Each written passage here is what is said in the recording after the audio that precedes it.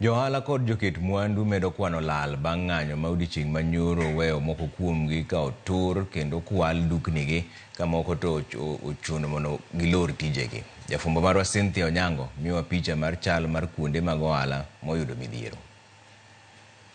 E ngero mar ni tut mar pi ok pim kod lith tielo bang' ng'anyo mag Sabasaba chopo e giko, piny miyo wang'e kendo bang'e piny ru.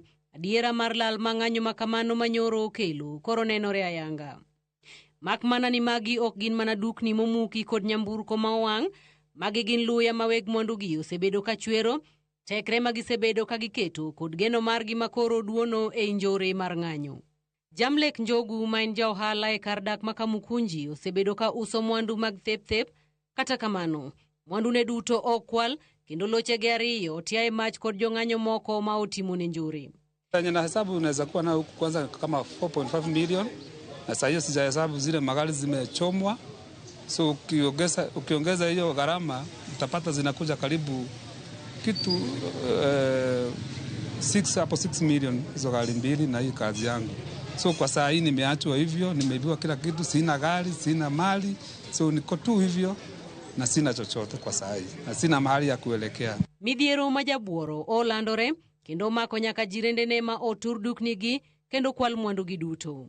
Kuna kitu nimebakishiwa mpaka materials zenye zilikuwa hapa, saduku zenye zimemalizika zote zikaenda, ambaye imegharamia karibu 1800.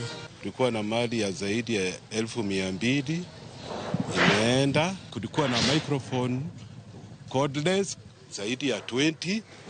Kulikuwa na amplifier 2. Kulikuwa na remote hizi za sensor zilikuwa zaidi ya 2000.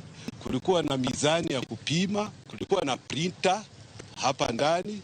Kulikuwa na photocopy machine hapa ndani. Tukupewa security na hapo ndo alitufail kama government. At least wangetukaidi kama tao tungekuwa at least. Wegeche makojo wuoth maboyo bende goro kwano mar lal magiyudo bang' chuno gini nyaka gichung geche gitenge ka ng'anyo nyochuo chieng' odiochieng' manyoro. Kwa siku tunasafirisha zaidi ya abiria 1000. Tukikuja upande wa usafirishaji wa vifurushi ama zile tunaita parcel, tunasafirisha zaidi ya vifurushi 10,000 kwa siku. Lal makama bende oneno e counties mamoko pachoka, moting'o boma ma Murang'a ma jonjore omonjo kendo wang'o dukni madongo, apeini kod mwandu ji. Aliakisha moto kwa barabara, alafu watu wa biashara wakaanza kufunga mabiashara zao. E kaunti ma Machakos, jaket mwandu moro bende ywak bang' jong'anyo majende ketie omache loche ma oting'o gas mar tedo ma owe kod lwete nono.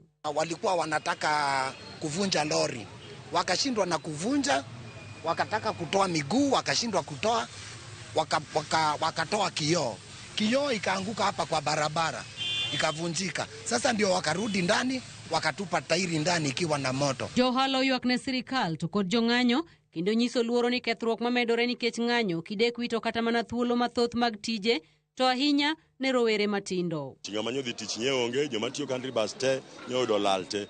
Abiria te manyo ting' manyo dala kabiro kuonde gi benyo kwame korio, ji nyo chandre, koyo nyo chamo nyithindo mana nikech issue miwacho mar maandamano. Maandamano krach ni sheria sawa, lakini watime uru kuom kwe. Weuru ketho andwa, weuru ketho gik jowetenwa, magi anyuolawa, magi jonyuolwa, tije go be wane mindiko wa, tich onge Kenya sani. Ohala gi ema pidhowa.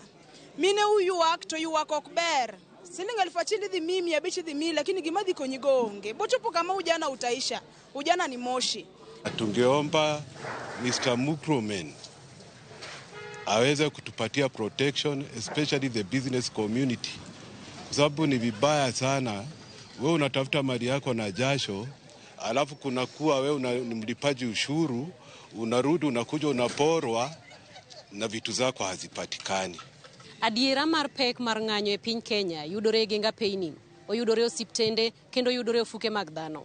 Penjo, nyaka karang'o ma piny Kenya biro medo neno midhiero makamagi, to en kony mane ma piny Kenya nyalo kelo mar bedo kod kwe? Cynthia Onyango, Ramogi TV, Kamukunji, Nairobi.